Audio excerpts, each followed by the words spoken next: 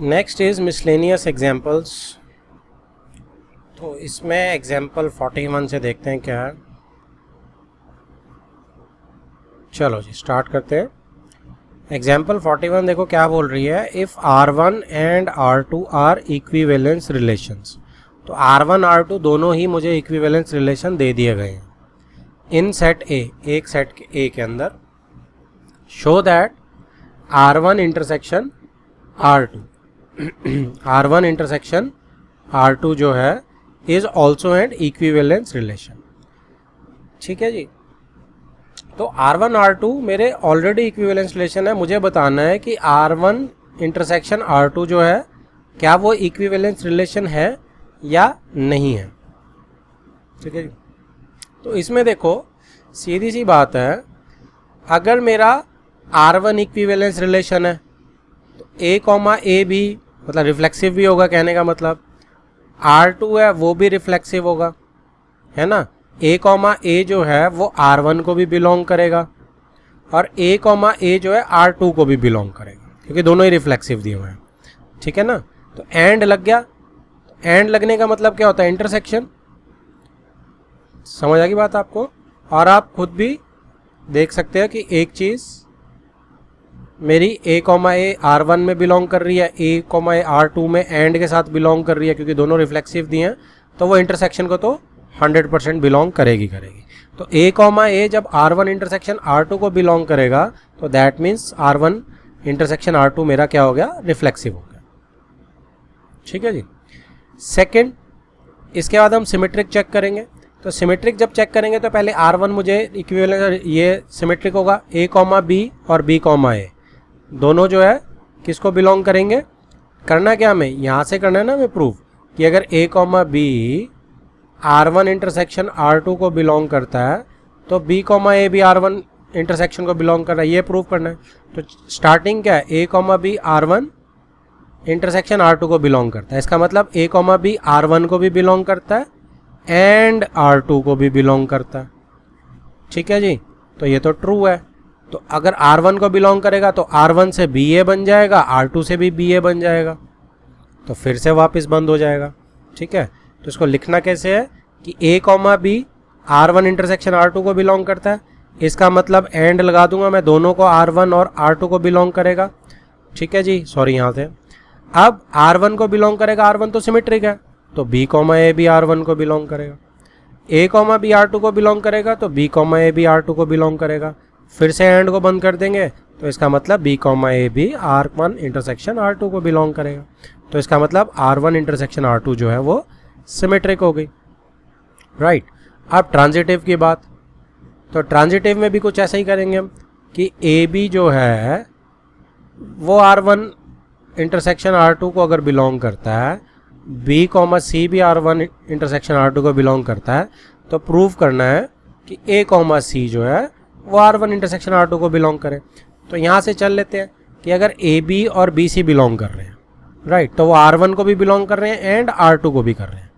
तो R1 क्योंकि equivalence दिया हुआ है तो मतलब AC R1 को भी बिलोंग करेगा और AC R2 को भी बिलोंग करेगा, और उसको कंबाइन कर देंगे तो इंटरसेक्शन को बिलोंग करेगा। तो इसको कैसे लिखना है कि AB जो है वो इंटरसेक्शन को बिलोंग कर रहा है। ठीक है। BC जो है वो भी इंटरसेक्शन को बिलोंग कर रहा है, तो इसका मतलब AC जो है वो R1 को बिलोंग कर रहा है एंड AC जो है वो R2 को भी बिलोंग करे। ठीक है। उसने पूरे के लिख के डायरेक्टली लिख दिया। हम इसको बड़े आराम से शो कर सकते हैं कि AB BC R1 को बिलोंग कर रहा है तो AC R1 को बिलोंग करेगा क्योंकि R1 इक्विवेलेंस है, गिवन है। ऐसे ही सेम R2 के साथ होगा, इसलिए इंटरसेक्शन के साथ होगा ही होगा। इसने डायरेक्ट लिख दिया, आप इसको खोल के लिख सकते हैं। ठीक है जी। This shows that R1 intersection R2 is transitive और वो इक्विवेलेंस रिलेशन है। Next is example 42।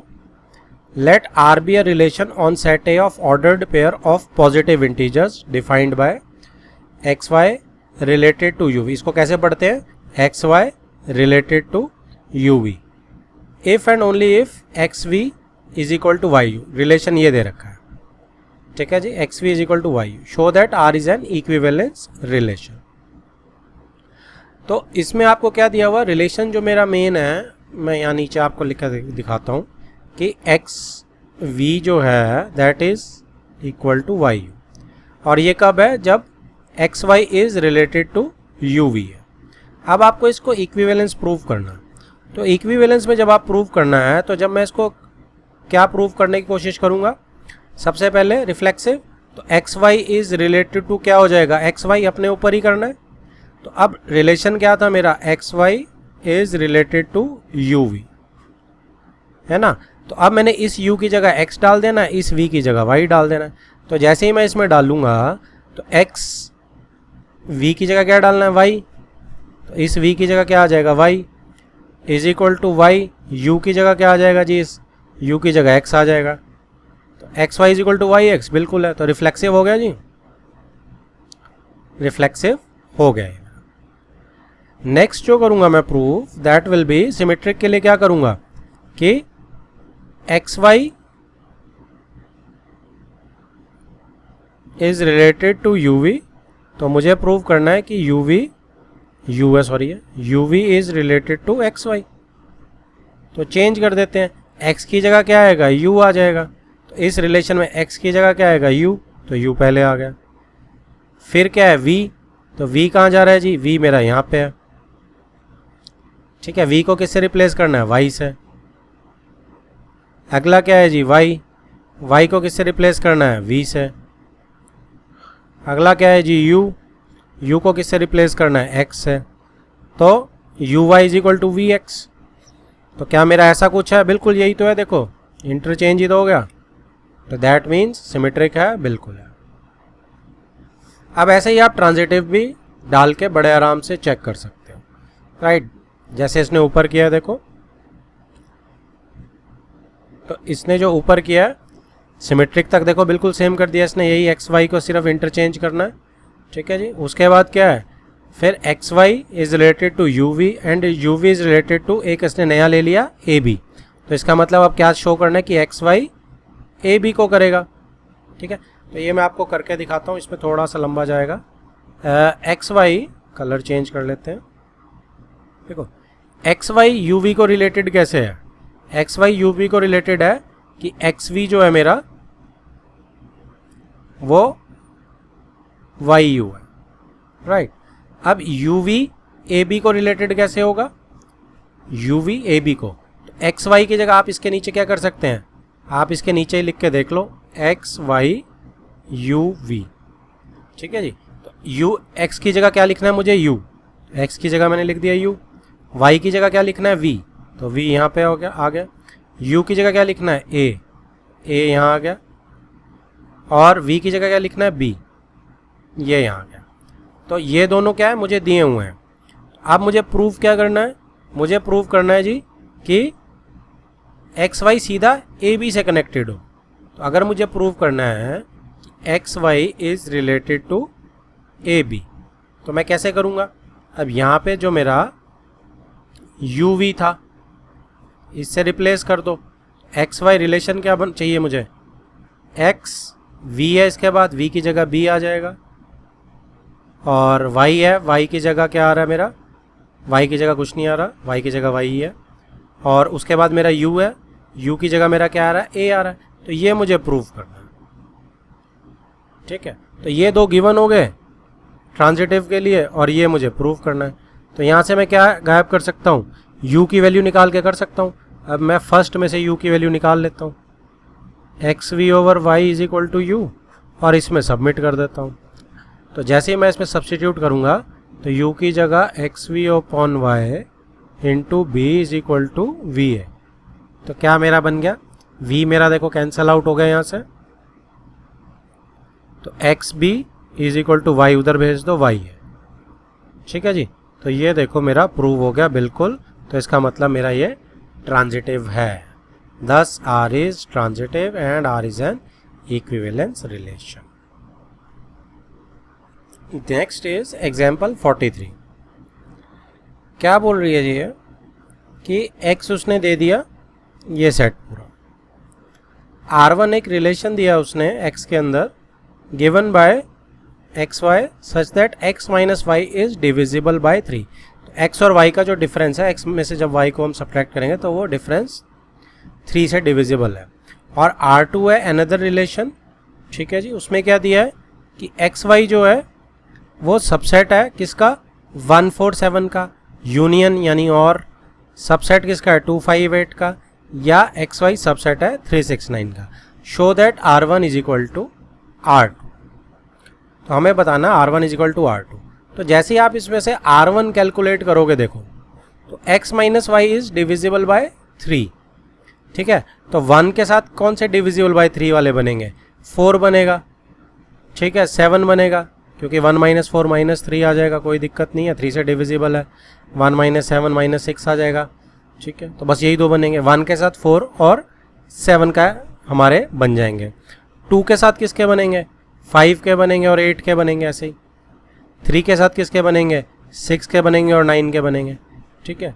अब आप R2 को जब ध्यान से देखोगे तो ये जो 147 है, देखो ये सारे में 3 का गैप नहीं है क्या, तो यही तो 3 के साथ मिलके बना रहे थे। ऐसे ही 258 में 3 का गैप है, ऐसे ही 369 में 3 का गैप है, तो इसका मतलब बिल्कुल ठीक है, क्योंकि XY क्या है, सबसेट है ना इनका, ठीक है जी। ऑर्डर्ड पेयर बनाने हैं आपको XY इन्हीं में से ही, तो क्या बनेगा, 1 1 बनेगा, 1 4 बनेगा, 1 7 बनेगा, 4 1 बनेगा, 4 4 बनेगा, 4 7 बनेगा, 7 1 7 4 7 7। तो ये सारे तो एग्जैक्टली डिविजिबल बाय 3 हैं। ऐसे ये भी एग्जैक्टली डिविजिबल बाय 3 है, और ऐसे ही एग्जैक्टली ये भी डिविजिबल बाय 3 है, ठीक है जी। अब इन तीनों में से कुछ भी आप निकाल लो, ठीक है, उनकी यूनियन करोगे तो आपका R2 बनेगा। अब R2 और R1 इसका मतलब बिल्कुल बराबर हो गए, सो बिल्कुल ठीक है ये। तो कोर कंसेप्ट हमें आ गया। अब इसमें लिखना कैसे है देखो,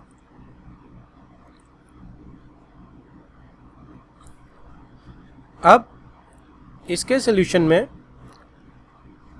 क्या बोलता है, वो कहता है कि आप नोट करो कि 147, 258 और 368 का कोई भी डिफरेंस है आपस में, वो मल्टीपल है 3 का, जो बात हमने कही थी, ठीक है जी।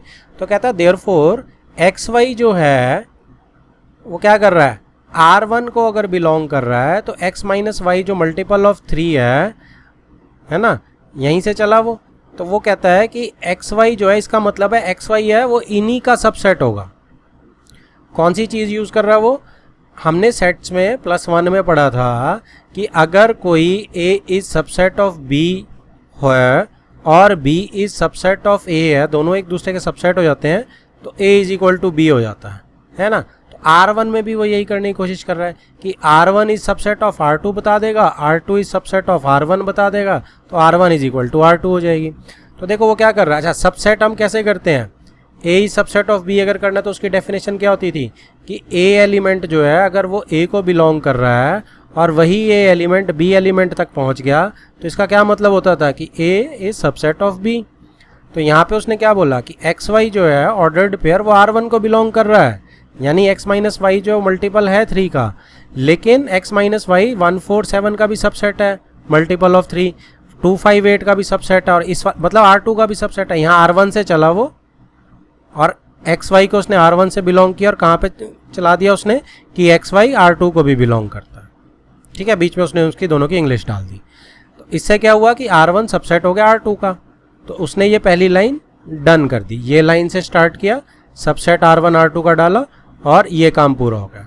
अब उल्टा चलेगा कि XY R2 को बिलोंग कर रहा है, इसका मतलब XY जो है R2 लिख दिया उसने पूरा यहाँ पे, फिर उसने लिख दिया कि इसका मतलब है कि वो x minus y divisible by 3 है, या R1 है, क्योंकि उसने एज इट इज उसकी डेफिनेशन लिख दी, और इसका मतलब XY R1 को बिलोंग कर रहा है। तो इसका क्या मतलब हुआ कि R2 सबसेट हो गया R1 का। अब R1 R2 का सबसेट, R2 R1 का सबसेट, इसका मतलब R1 is equal to R2 हो गया। समझ आ गया जी सबको। Next is example 44, let f is equal to x2 by be a function. तो f जो है फंक्शन दिया हुआ है, define a relation r in x given by r a comma b f a is equal to f b, examine whether r is an equivalence relation और not. आपको बताना है कि f a is equal to f b है, तो r जो है equivalence relation है या नहीं है। तो f a is equal to f b है, ठीक है। अगर मैं इसको चेक करूं सिंपल सा कि f a is equal to f a होगा, बिल्कुल होगा, ठीक है। अगर f a is equal to f b है तो f b is equal to f a होगा, बिल्कुल होगा। तो ऊपर वाले से रिफ्लेक्सिव भी बन रहा है, नीचे वाले से सिमेट्रिक भी बन रहा है। फिर क्या है कि अगर एफ ए एफ बी के बराबर है और एफ बी एफ सी के बराबर है तो क्या एफ ए एफ सी के बराबर नहीं होगा? बिल्कुल होगा। ठीक है जी। तो सिंपली ये सारा कुछ लिख के सिंपल ट्रांजिटिव भी आ गया, hence R is equivalence relation. ये रिलेटिवली सिंपल थी मेरी। नेक्स्ट आपको बाइनरी के सारे क्वेश्चन कट चुके हैं। बाइनरी आपके ऑप्शन में नहीं है, ये जरा स्टार जहाँ भी साइन देखोगे आप, दिस इज़ फॉर बाइनरी।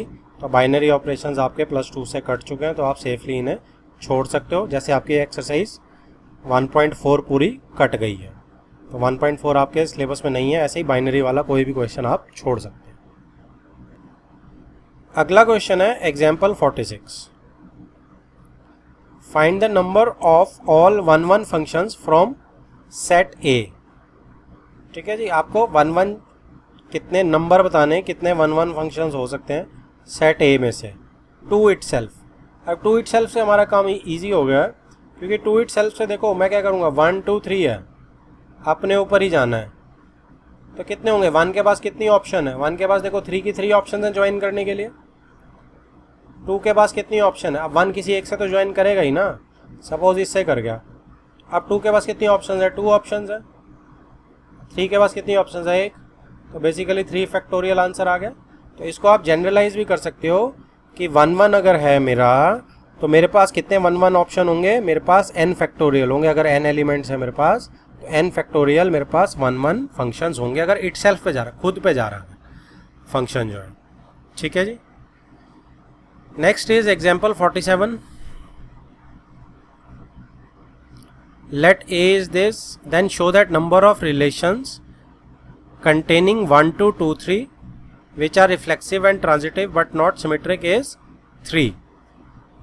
इसके लिए थोड़ी सी स्पेस चाहिए, इसको हम कॉपी कर लेते हैं। तो ये क्वेश्चन हमने कॉपी कर लिया जी। देखो ये क्या बोल रहा है कि मेरे पास जो A सेट है तो मुझे शो करना है कि नंबर ऑफ रिलेशंस जो इससे बनेंगे, ठीक है, जिसके अंदर 1 2 और 2 3 होगा, ठीक है, which are reflexive transitive but not symmetric, लेकिन सिमेट्रिक नहीं होना चाहिए, वो सिर्फ 3 है, इस 3 है। तो लेट अस हम इसको बना के कोशिश करते हैं कि क्या बोल रहे हैं।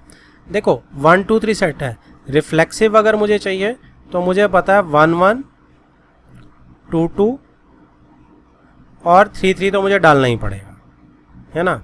अगर मुझे ट्रांजिटिव चाहिए तो ये बात की बात है, इसको लास्ट में चेक करता हूँ मैं। अच्छा, उसने कंडीशन भी लगा दी कि 1 2 और 2 3 तो होगा ही होगा रिलेशन में। अब सिमेट्रिक नहीं करना तो मैं पहले 1 2 और 2 3 को तो ऐड कर ही लेता हूँ, क्योंकि ये तो हमने करना ही करना है। अब नॉट सिमेट्रिक है लेकिन ट्रांजिटिव है, तो अगर सिमेट्रिक नहीं करना मुझे तो 2 1 नहीं डाल सकता मैं और 3 2 नहीं डाल सकता, मेरे ऊपर ये बाइंडिंग है ना।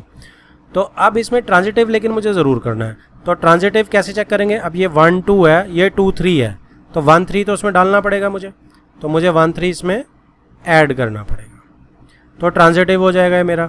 तो अब चेक करते हैं कि और कोई ट्रांजिटिव में है केस इसमें। 1 1 1 3 1 3, ठीक है, बन रहा है। तो एक केस तो मेरा ये हो गया, ठीक है, रिलेशन मेरा ये हो सकता है, राइट। अब और क्या हो सकता है इसमें? इसमें हमने 1 2 2 3 तो रखना ही रखना है, तो इसके करके 1 3 भी आ गया। अब बचा गया मेरे पास 1 2 सिमेट्रिक नहीं लेना था हमने, तो इसमें मैंने कुछ भी उल्टा नहीं डाला। तो अगर मैं इसमें एक 2 1 ऐड कर दूं तो क्या हो सकता है? देखो अब 2 1 मैंने ऐड करा, लेकिन मैं 3 2 ऐड नहीं करूंगा। 3 2 और 3 1 दोनों चाहिए ना मुझे, तो एक तो मुझे बचाना पड़ेगा क्योंकि नॉट सिमेट्रिक करना है, लेकिन ट्रांजिटिव रखना है मुझे। तो ट्रांजिटिव के लिए देखो क्या कर सकते हैं, 1 2 है 2 1 है, 1 1 बिल्कुल मिल रहा है मुझे, 2 2 है 2 1 है 2 1 बिल्कुल मिल रहा है मुझे। तो ये मेरा 2 1 करने से कोई चक्कर नहीं आया। तो बाकी सब के साथ मैं इसमें अगर 2 1 ऐड कर रहा हूँ तो मेरा एक और रिलेशन बन रहा है जो मेरी ऊपर वाली कंडीशंस को ओके कर रहा है, ठीक है। अब मैं क्या करता हूँ, अब मैं 3 2 ऐड कर देता हूँ। तो 3 2 जब मैं ऐड करूँगा तो देखो क्या बनता है। तो 3 2 जब मैं ऐड करूँगा तो मुझे 3 3, ये 3 3 है, ठीक है, अच्छा 1 3 भी है, 1 3 भी है, तो 3 2 और यहाँ से 2 3 ट्रांजिटिव रखना है ना, क्योंकि 2 3 तो 3 3 है, बिल्कुल है, ओके है, चल जाएगा मेरा काम। और क्या करना है, 2 1 1 3 2 3 तो इसी में है ही है, ठीक है। 3 1 नहीं डालना हमने, बस 3 1 डालेंगे तो सिमेट्रिक हो जाएगा, तो मैं 3 1 नहीं डालूंगा, ठीक है जी। तो अब इसमें 2 1 3 2, ठीक है। तो अब देखो इसमें और कुछ कहाँ से चेक कर सकता हूँ मैं, 3 का और कहाँ से आ रहा है, यहाँ से आ रहा है, 3 3 से आ रहा है, 3 3 3 2, तो इसमें मेरा 3 2 वापस आ रहा है, तो इसमें आ रहा है, तो बिल्कुल ओके, ट्रांजिटिव ये मेरा चल रहा है जी। और क्या आ सकता है मेरा, तो इसको भी हम क्लोज कर देते हैं कि एक मेरा फंक्शन ये हो सकता है, R1 के अंदर 3 2 डाल देंगे तो मेरा बन जाएगा, ठीक है। वैसे मेरा आंसर तो 3 आ चुका है, लेकिन अब हमें एक चीज़ और ट्राई करनी चाहिए, क्या 1 3 का 3 1 डालूंगा तो कुछ बनेगा। देखो 1 3 का अगर मैं 3 1 यहाँ लेता हूँ तो क्यों हमारे को ये नहीं बन सकता, इस पर ध्यान देते हैं। देखो यहाँ 2 3 तो है ही है, तो अगर मेरे को 2 3 तो मेरे को लेना ही लेना पड़ेगा, तो अगर मैं 2 3 डालूंगा 3 1 लूँगा तो ट्रांजिटिव बनाने के लिए मुझे 2 1 भी डालना पड़ेगा, ठीक है। तो 2 1 मेरा डल गया। दूसरा, अब मेरे को इसको क्योंकि नॉट सिमेट्रिक रखना है, तो ये 2 1 मेरा सिमेट्रिक हो जाएगा 1 2 का, और 1 3 का 3 1 और 2 3 का 3 2। देखो 3 2 डालना ज़रूरी है कि नहीं इसमें, तो ट्रांजिटिव चेक करते हैं कि 3 2 किससे आएगा। देखो यहाँ से 3 1 आ रहा है और 1 2 से, क्योंकि ये 1 2 है ना यहाँ पे, ये भी इसमें रहेगा। तो जब मैं 3 1 लूँगा और 1 से 2 जाएगा तो 3 से 2 भी जाना चाहिए, तो मुझे 3 से 2 भी लेना पड़ जाएगा इसको ट्रांजिटिव रखने के लिए। अब क्या हुआ, अब तो मेरे पास सारे ऐड हो गए, अब ये सिमेट्रिक भी बन गया, लेकिन सिमेट्रिक नहीं चाहिए था, तो इसलिए ये रिजेक्ट हो जाएगा। तो इसलिए सिर्फ ये 3 रिलेशंस मेरे पास अलाउड है। ये बाकी सारे ऐसे एज इट इज़ लिखने, सिर्फ ये ऐड किया है, इसमें भी R1 एज इट इज़ सिर्फ R1 लिखना है, इसको R2 डाल लो, इसको R3 डाल लो। तो R1 में आपने सिर्फ 2 1 ऐड किया और यहाँ भी आपने R1 में सिर्फ 3 2 ऐड किया, तो ये 3 मेरे रिलेशंस बनेंगे। Next is example 48, show that the number of equivalence relation. अब इक्विवेलेंस बनाना है, अब हमें सिमेट्रिक भी दे दिया गया है। In the set 1 2 3 containing 1 2 and 2 1 condition लगा दी कि होनी चाहिए, इज 2 2 है। तो अब देखो अगर रिफ्लेक्सिव है तो फिर से उसी बात पे चलते हैं कि 1 1 1 2 2 2, ये 2 2 आएगा और 3 3, ये मेरे रिफ्लेक्सिव आ गए। अब उसने बोला 1 2 और 2 1 तो आपको रखना ही रखना है, ठीक है। अब इसको सिमेट्रिक बनाने के लिए 2 1 है, ठीक है। ट्रांजिटिव चेक कर लेते हैं। ट्रांजिटिव में देखो 1 1 2 से 2 जा रहा है, नहीं 1 से 1 जा रहा है, 1 से 2 तो 1 से 2 तो है ही है, 2 से 2 जा रहा है, 2 से 1 जा रहा है, 2 से 1 भी आई है। तो ये जो R1 है मैं इसमें कुछ ऐड नहीं कर रहा, ये इटसेल्फ देखो आप पूरा का पूरा इक्विवेलेंट इक्विवेलेंस रिलेशन है, इसमें हमें कुछ भी ऐड करने की ज़रूरत नहीं महसूस हो रही, ठीक है। अब क्या करते हैं, अब इसमें रिलेशन 2 ढूंढते हैं जिसमें हम कुछ ऐड करके इसको बना सकें। अब क्या बचा है, 1 2 है, 2 1 मेरा ऑलरेडी इसने ले लिया, तो अब 1 3 ये दोनों तो रखने ही रखने हैं। अब मैं इनके अलावा 1 3 और 2 3 हैं, बस 2 ही चीज़ें मेरे पास ऐड करने के लिए, तो 1 3 ऐड करता हूँ। तो अगर मैं 1 3 ऐड कर रहा हूँ R1 के अलावा, अब देखते हैं कि इसमें क्या है, सिमेट्रिक प्रूव करने के लिए मुझे 3 1 ऐड करना पड़ेगा, बिल्कुल करना पड़ेगा। ट्रांजिटिव का चेक करते हैं इससे क्या फ़र्क पड़ा है, तो 3 3 जा रहा है, इधर 3 से 3 1 जा रहा है, तो 3 1 तो यही रहेगा, ठीक है। 1 1 जा रहा है, 1 से 3 जा रहा है, तो 1 1 भी रहेगा, ये कोई दिक्कत नहीं है, राइट। तो अब इसमें 2 का रोल कहाँ रहता है, देखो 2 1 है, 1 से 3 है, तो 2 से 3 जा रहा है, नहीं जा रहा ना, तो 2 से 3 मुझे ऐड करना पड़ेगा।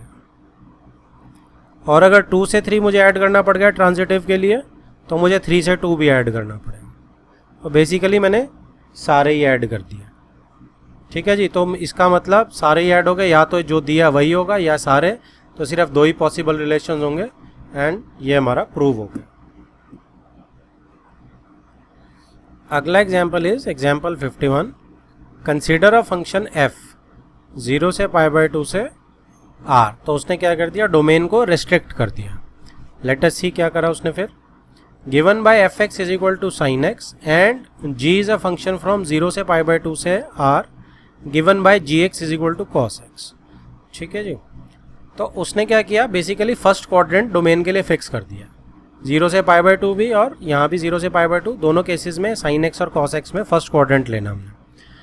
तो show that f and g are 1 1 but f plus g is not 1 1। वो कह रहा है आपको बताना है f और g 1 1 है बट f प्लस g 1 1 नहीं है। तो फर्स्ट क्वाड्रेंट में तो देखो कोई वैल्यू रिपीट नहीं होती है, 0 से π/2 में आप जाएंगे sin x में कोई भी वैल्यू रिपीट नहीं होती है, भाई sin 0 पे 0 होती है, sin π/2 0 से 1 पे चली जाती है ना। ठीक है, तो y जो है 0 से 1 पे जाएगा तो इट इज़ कोई भी वैल्यू रिपीट नहीं हो रही।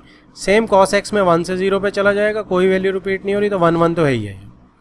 ओके, अब इसमें show that f and g is not 1 1, f and g, f plus g is what, f plus g is sin x plus cos x। अब इस केस में मेरी देखो, आप 0 पे ट्राई करो, 0 पे क्या है, sin 0 प्लस cos 0, तो ये तो 0 होता है, ये 1 होता है, 1 आ गया। अब मैं आपको सजेस्ट करूंगा कि π/2 पे भी ट्राई कर लो, तो sin π/2 प्लस cos π/2, अब ये 1 हो जाएगा, ये 0 हो जाएगा, तब भी 1 आ गया। अब दो की सेम वैल्यू आ गई, मैनी 1 हो गया, इट इज़ नॉट 1 1। बस आपको यही लिखना। क्लियर है जी। अब अगली मिसलेनियस एक्सरसाइज स्टार्ट हो गई है हमारी। फर्स्ट क्वेश्चन क्या बोलता है, let f is a function from r to r be defined f(x) is equal to 10x plus 7। Find the function g r से r such that gof and fog is equal to IAA IR। ठीक है, दोनों क्योंकि IR ही है तो आपको करना। तो अब देखो गॉफ और फॉग IR कब आता है, जब ये इन्वर्स खुद का खुद हो। ठीक है, तो इसमें मेरे पास उसने क्या बोला, फाइंड द फंक्शन g, तो मैं लेट कर लेता हूँ g फंक्शन r से r पे, तो यहाँ से मैं निकाल लेता हूँ फंक्शन को, y is equal to 10x plus 7 है और y प्लस 7 डिवाइडेड बाय 10 मेरा x आ गया, जिसे मैं gy भी कह सकता हूँ। ठीक है, तो ये फंक्शन हो गया जी मेरा r से r पे, कोई प्रॉब्लम नहीं है। देखो डिनोमिनेटर में 10 नहीं है, y पे कोई कंडीशन नहीं लग रही, तो r टू r बिल्कुल फाइन जा रहा है। अब बस मुझे इसको गॉफ और फॉग निकालना है, तो जैसे ही मैं इस पर गॉफ निकाल रहा हूँ तो ये मेरा g ऑफ f(x) हो जाएगा, और f(x) क्या है मेरा, f(x) मेरा 10x प्लस 7 है। डालना किस में है, gy में, समझ आ रही है बात आपको, इस y में डल जाएगा ये, तो इसमें क्या आ गया, y की जगह 10x प्लस 7 डलेगा बस, प्लस 7, ओ सॉरी मैंने ये गलती कर दी एक, ये प्लस 7 जब इधर जाएगा तो ये माइनस 7 हो जाएगा। ठीक है जी, तो इस माइनस 7 होने से क्या होगा, ये यहाँ पे भी माइनस 7 हो जाएगा अपॉन 10। तो अब क्या होगा, जब ब्रैकेट खोलोगे 7 से 7 कैंसिल आउट, 10 से 10, तो क्या बच गया, ये यहाँ पे x बच गया, यानी कि ये आपका IR बच गया। कौन से वाला, ये x वाला r बच गया। ठीक है जी। नेक्स्ट इज हम फॉग निकालेंगे। ठीक है, तो फॉग जो हम निकालेंगे ये y का निकलता है। ठीक है, तो इसमें हम क्या करेंगे, f ऑफ gy करेंगे। अब क्या होगा, आपने f के अंदर gy डालना है, gy is y minus 7 upon 10।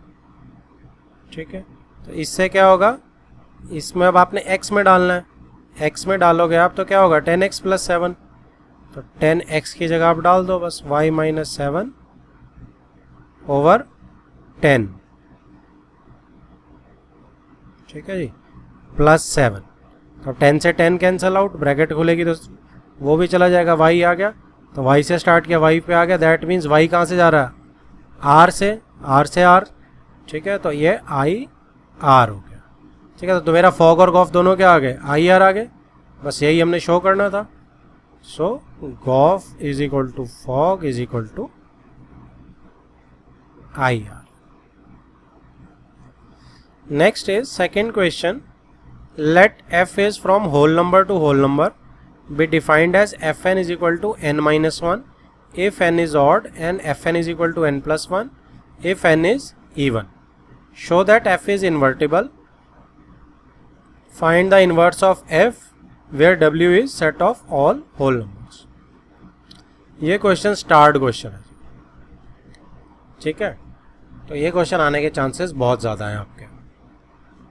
तो इसमें क्या है कि दो केसेस बन रहे हैं मेरे. एक तो n ऑड है, तो बेसिकली ये पीस वाइज फंक्शन है कि एफ एन जो है वो क्या है मेरा n माइनस 1 है व्हेन n इज ऑड, और n प्लस 1 है जब n इज इवन है मेरा, ठीक है. अब हमें इन्वर्टिबल प्रूव करना है इसे. तो इसमें हम देखो क्या दिख रहा है. अगर मैं इसको 1 1 ऑन 2 देखूं तो 1 1 ऑन 2 मुझे बड़े आराम से मिल रहा है. n माइनस 1 और यहाँ पे. तो इसके अंदर अब क्या कर सकते हैं. देखो जब n मेरा क्या है fn में मेरा होल नंबर से होल नंबर जाना है मुझे. अगर मेरा n यहाँ पे मैं 1 ले रहा हूँ ऑड, तो 1 माइनस 1 करूँगा क्योंकि n ऑड है तो 0 आएगा, ठीक है जी. फिर 3 लूँगा तो क्या आएगा 3 माइनस 1 2 आएगा. अगर मैं इवन लेता हूँ, अगर मैं 0 लेता हूँ तो 0 में प्लस 1 करना पड़ेगा 1 आ जाएगा. 2 लेता हूँ प्लस 1 करना पड़ेगा क्योंकि नीचे वाला फंक्शन है n इवन में, तो 3 आ जाएगा. तो बेसिकली सारे आपस में यूटिलाइज हो रहे हैं. तो 1 1 ऑन 2 तो है, आप देख पा रहे हो बड़े आराम से. तो इन्वर्टिबल तो ये बिल्कुल वहीं से बन गया, ठीक है जी. आप 1 से देखो मैं 0 जा रहा हूँ. गॉफ और फॉग भी बड़े आराम से दिख रहा है मुझे. 1 से 0 जा रहा हूँ और 0 से फिर क्या कर रहा हूँ, देखो 0 से 1 भी आ रहा है वापस, ठीक है. तो वो भी चेक कर लेंगे हम कि 1 से 0, ठीक है जी. तो इसको हम चेक करते हैं. ये हमें कोर कंसेप्ट समझ आ गया कि हमारा ये 1 1 ऑन 2 है. तो इसके दो केसेस हम बना लेते हैं फटाफट. कि एक तो n को ऑड ले लेते हैं और दूसरे में हम n को इवन ले लेते हैं. तो जैसे ही मेरा n ऑड होगा तो मैं बड़े आराम से क्या बोल सकता हूँ कि n1 minus 1 is equal to n2 minus 1, n1 is equal to n2. Similarly यहाँ पे n1 plus 1 is equal to n1 plus 1, क्योंकि इवन में यही है फंक्शन मेरा. n2 है सॉरी, यहाँ n1 is equal to n2, ठीक है. तो ये मेरा 1 1 आ गया और ये भी मेरा 1 1 आ गया. ऑन टू के केस में, ऑन टू केस में देखो y इज इक्वल टू क्या है n माइनस 1 है और यहाँ पे y क्या है n प्लस 1. तो यहाँ पे मेरा y प्लस 1 जो है दैट इज n, ठीक है जी. अब n क्या है, n ऑड है, तो इसका मतलब क्या है y क्या है इवन होगा, क्योंकि n ऑड है तो y को इवन होना पड़ेगा. ऊपर भी हमने देखा था, ठीक है. एरो डायग्राम में भी यही चीज़ थी. और यहाँ पे y minus 1 is equal to n है, तो n मेरा यहाँ पे इवन है तो y को क्या होना पड़ेगा ऑड होना पड़ेगा. तो मतलब सारे y ऑड के लिए मेरे पास एक इवन नंबर है और सारे y इवन नंबर के लिए मेरे पास एक ऑड नंबर है, ठीक है. सो दिस इम्प्लाइज कि for every y there exist x which belongs to w, there exists x which belongs to w, ठीक है, for which fx is equal to y. तो ये मेरा ट्रू हो गया क्योंकि हर इवन के लिए ऑड है, हर ऑड के लिए इवन है. तो ऑन टू भी हो गया इसका मतलब, ठीक है. तो अब ये इन्वर्टिबल हो गए क्योंकि 1 1 ऑन टू हो गया, इन्वर्टिबल हो गए. अब हमें क्या करना था कि show that f is invertible. अब फॉग और गॉफ निकालना है हमें. Find the inverse of f, और इन्वर्स निकालना है f का, व्हाट w आगे दिया हुआ है. तो हमें फॉग और गॉफ निकालना है. तो अगर मैं n ऑड के केस में ही चलूँ आगे तो ये मेरा क्या हो गया जी, ये मेरा जी वाई हो गया, ठीक है. ये भी मेरा जी वाई हो गया. ओके, एन ऑड का केस है मेरे लेफ्ट में, तो यहाँ पे हम क्या करेंगे, यहाँ पे हम गॉफ निकालते हैं। तो gof of x is g of f x. G f x क्या है, अब एन अगर मेरा एन लेंगे, एक्स नहीं लेते हैं या एन लेते हैं क्योंकि एन इनपुट है, तो एफ एन मेरा क्या है इस केस में, जब मेरा एन जो है ऑड है, ठीक है, तो एन माइनस वन है मेरा एफ एन, ये है मेरा एफ एन माइनस वन, तो मैं जी ऑफ एन माइनस वन करूँगा। एन माइनस वन किस में करूँगा मैं, जी वाई तो मेरा वाई प्लस वन है, इसके अंदर कर दो आप, तो वाई में n minus one plus one करेंगे आप, तो एन आ गया, ठीक है। सिमिलरली आप इधर करेंगे गॉफ ऑफ एन, तो जी ऑफ एफ एन आ जाएगा, और यहाँ पे आप जी ऑफ क्या करेंगे, एन यहाँ पे क्या है इवन वाला केस चल रहा है मेरा राइट में, तो राइट में एन क्या है मेरा, n f n n plus one है, एन प्लस वन डाल दूंगा। अब जी वाई क्या है मेरा, g y is y minus one, इसमें डाल दो आप, तो ये भी एन आ गया। तो इसका मतलब क्या आ गया, ये गॉफ जो है वो मेरा कहाँ से स्टार्ट करना है, एन से स्टार्ट करना है, तो आई डब्ल्यू होल नंबर, क्योंकि डब्ल्यू से डब्ल्यू जा रहे थे ना, ठीक है जी, तो दोनों मेरे आई डब्ल्यू आ गए, तो गॉफ तो मेरा आई डब्ल्यू आ गया। अब बात आती है फॉग की, तो फॉग किसका लेंगे, वाई क्या लेंगे, एफ ऑफ जी वाई लेंगे हम। एफ ऑफ जी वाई जब आप लेंगे तो जी वाई आपका क्या है, जी वाई इज आपका एन वाई प्लस वन है ना, तो वाई प्लस वन जो है आप एफ में डालेंगे। एफ क्या है आपका, एन माइनस वन। जब आपका क्या है, ये वाई वाला केस कौन सा चल रहा है, सारा कौन सा ऑड वाला केस चल रहा है। जब आपका यहाँ ऊपर से आप देखो कौन सा केस चल रहा है, एन जो आपका ऑड है तो वाई आपका इवन है, ठीक है, तो ये वाला केस आपका चल रहा है। तो इसमें आपका वाई क्या है, एन माइनस वन, और आपका जी वाई क्या है, वाई प्लस वन, तो g y is y plus one, और एफ एक्स जो एफ एन जो है वो वाई प्लस वन, तो यहाँ से क्या आ गया, वाई आ गया जी, ठीक है। तो इसका मतलब आई डब्ल्यू आ गया ये भी। यहाँ पे जब आप फॉग ऑफ वाई करेंगे तो वो भी fog of ji Y.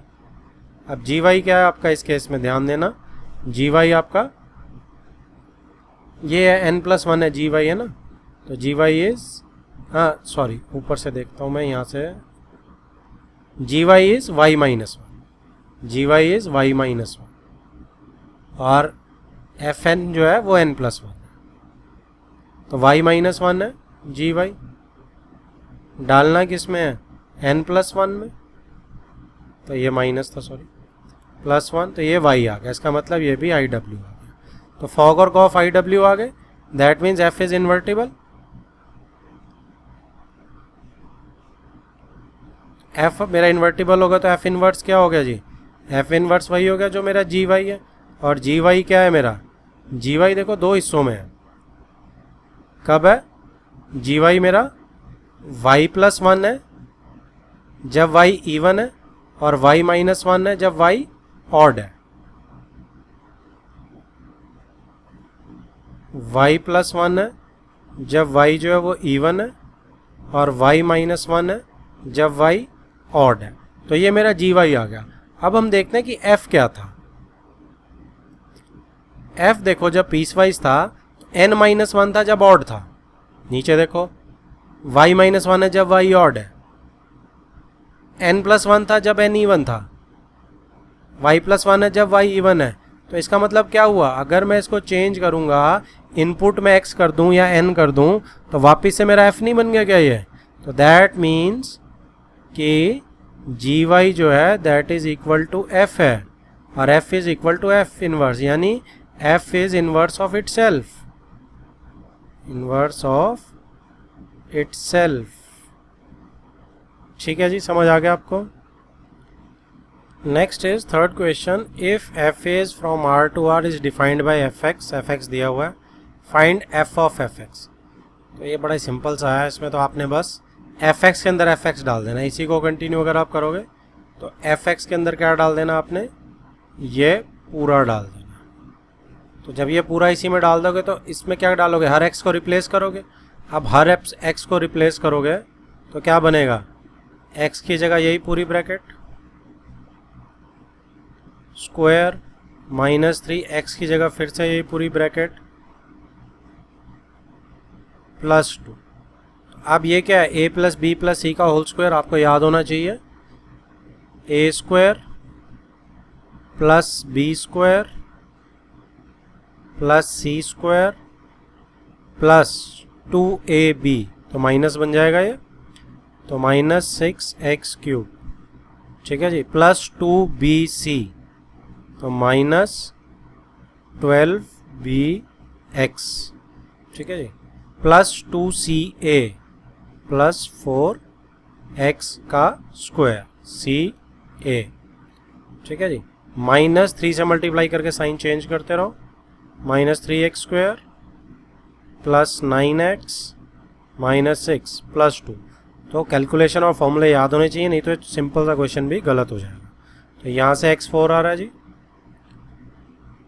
x² के बहुत सारे दिख रहे हैं मुझे, 9x², अच्छा x³ लिख लेते हैं पहले, इसका एक है डिक्रीजिंग ऑर्डर में भी हो जाएगी, माइनस ये 9 + 4 13, 13 - 3 10, तो +10x², उसके बाद x वाली लिख लेते हैं, -12x -3x, और उसके बाद 4 + 2 6, 6 - 6 0 हो गया, ठीक है जी। तो इसमें मेरा कांस्टेंट की टर्म कुछ बची ही नहीं, क्योंकि 0 एडअप हो गया मेरा, तो मेरा फाइनल आंसर जो है वो यही रह जाएगा।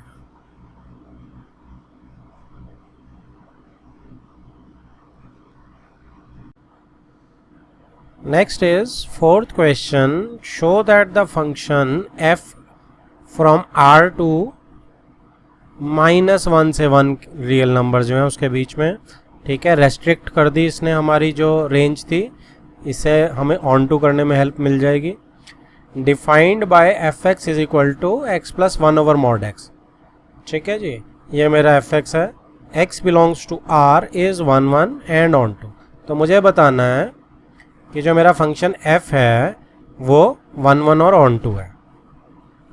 अब इसमें मॉड की वजह से देखो थोड़ी सी वेरिएशन आ जाएगी, और मॉड की वजह से क्या होगा कि मॉड को जब हम डिफाइन करते हैं तो मॉड की क्या होती है डेफिनेशन, कि मॉड जो है वो x बिहेव करता है जब x is greater than equal to 0 होता है, और नेगेटिव x करना पड़ जाता है जब x नेगेटिव होता है ना।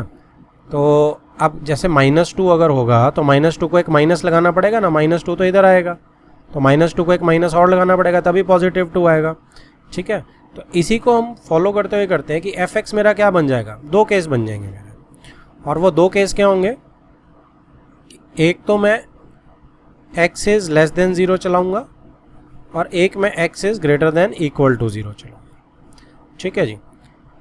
तो अब जब x इज़ लेस देन 0 चलाऊंगा तो मेरा फंक्शन क्या होगा जी, मेरा फंक्शन विल बी पूरा का पूरा fx क्या होगा मेरा, fx would be x/1 -x हो जाएगा, ठीक है ना, क्योंकि x लेस देन 0 में मॉड x को मैं -x लिखता हूँ, तो -x। ध्यान क्या रहे कि x जो है इसमें नेगेटिव है। दूसरी साइड पे x is greater than equal to 0 पे मेरा fx क्या हो जाएगा जी, ये मेरा सेम ही रहेगा, x को मैं x ही लिखता हूँ। अब इस फंक्शन को अगर हम एक बार समझने की कोशिश करें कि क्या है ये फंक्शन, तो हम अपना एरो डायग्राम बनाएंगे। अब देखो कहाँ से जा रहा है, रियल नंबर है, f रियल नंबर से रेंज -1 से 1 जानी है सिर्फ, तो देख लेते हैं।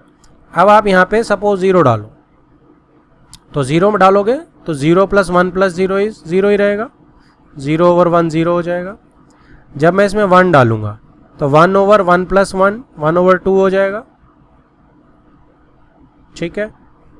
अब 2 डालो इसमें तो 2 + 1 + 2, अब मैं x/1 + x ले रहा हूँ मॉड में, तो ये हमेशा क्या रहेगा, 1 से छोटा ही रहेगा, क्योंकि नीचे मैं डिनोमिनेटर में +1 कर रहा हूँ पॉजिटिव वैल्यू के अंदर, तो ये क्या आ जाएगा 2/3 आ जाएगा, तो ये भी लेस देन 1 है, ठीक है। अब मैं -1 डाल के देख लेता हूँ, तो -1 में ऊपर तो नेगेटिव हो जाएगा लेकिन नीचे तो 1 + 1 2 ही रहेगा, तो -1/2 आ जाएगा। ऐसे ही अगर मैं -2 डालूंगा तो -2 डालने से मेरा क्या होगा, -2 ऊपर और नीचे तो +3 आ जाएगा, तो -2/3 हो जाएगा। तो बेसिकली आप ध्यान दो, ये माइनस सारे ही देखो, ये 1 के से छोटे रहेंगे सारे और -1 से बड़े रहेंगे सारे। तो रेंज जो है -1 से 1 के बीच में ही कंज्यूम हो रही है और उसमें कोई भी नंबर रिपीट नहीं हो रहा है। तो लेफ्ट में मेरे किसी भी नंबर की रेपिटेटिव वैल्यू नहीं आ रही है। तो इसका मतलब ये इस रेंज के लिए -1 से 1 के लिए, ठीक है जी, बिल्कुल 1 1 और ऑन टू है। तो एक बार ये फंक्शन समझ आ गया, बस अब लिखना है मुझे। अब लिखना कैसे है मुझे, कि जब मेरा f(x) नेगेटिव होगा, x < 0, ये वाला केस होगा, तो f(x) x/1 - x होगा। तो क्या आएगा, x1 over 1 - x1 is equal to x2 1 - x2। कहाँ से शुरू कर रहे हैं हम, f(x1) is equal to f(x2) से, ठीक है जी। अब क्रॉस मल्टीप्लाई करते हैं, x1 - x1 x2 is equal to x2 - x2 x1।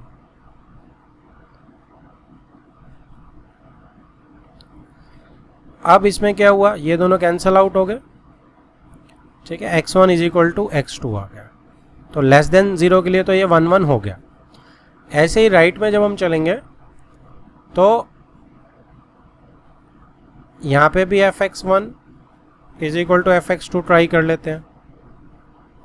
तो x1 over 1 + x1 is equal to x2 1 + x2।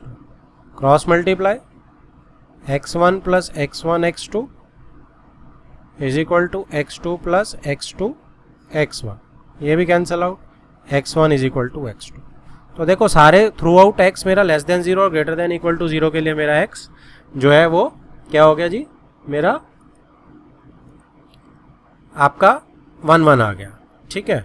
सो हम यहां से कह सकते हैं this implies that f is 1 1, ठीक है। एक चीज तो मैंने कर दी। अब ऑन टू करना है हमें, तो ऑन टू के लिए हम बना लेते हैं कि y क्या बन के आएगा मेरा, यहीं तक रखते हैं, ठीक है। लेफ्ट में आप ध्यान देंगे तो यहाँ पे x इज < 0 चल रहा है और राइट में हमारा x इज > 0 चल रहा है। ऐसे x इज < 0 में y क्या है मेरा, f(x) को कॉपी कर रहा हूं मैं, x over 1 - x है, और इस साइड > 0 में y is equal to x over 1 + x है। तो ऑन टू वाला प्रोसेस लगाते हैं हम।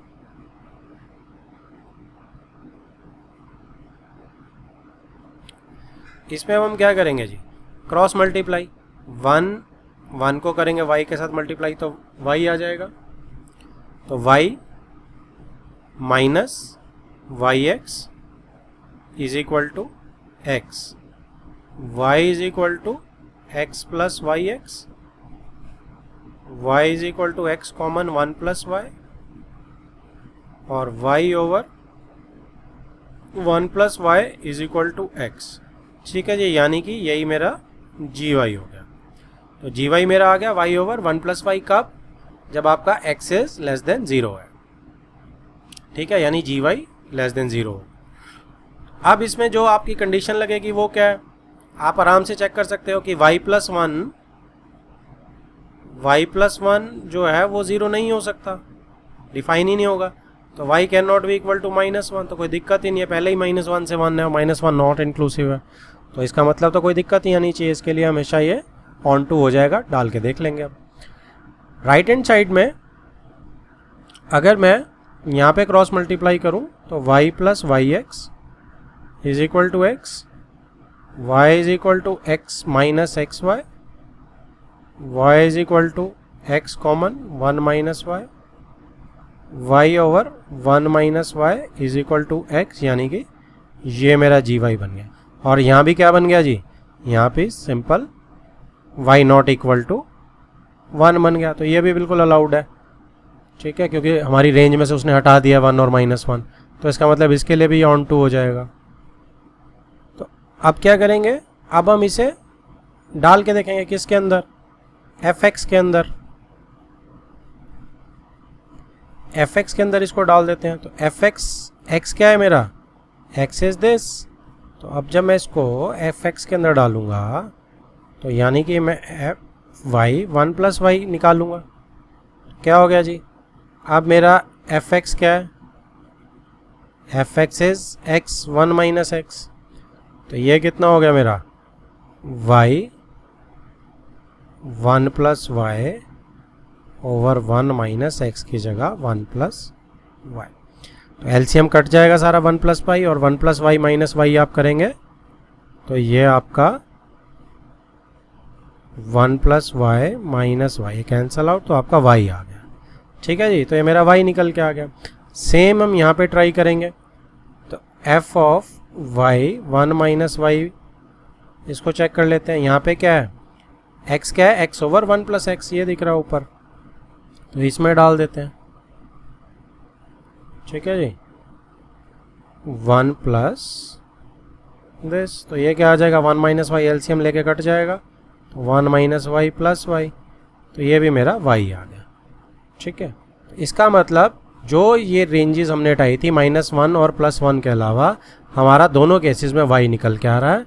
तो इससे हमारे को क्या प्रूव हो रहा है, इससे हमें प्रूव हो रहा है कि there exist for every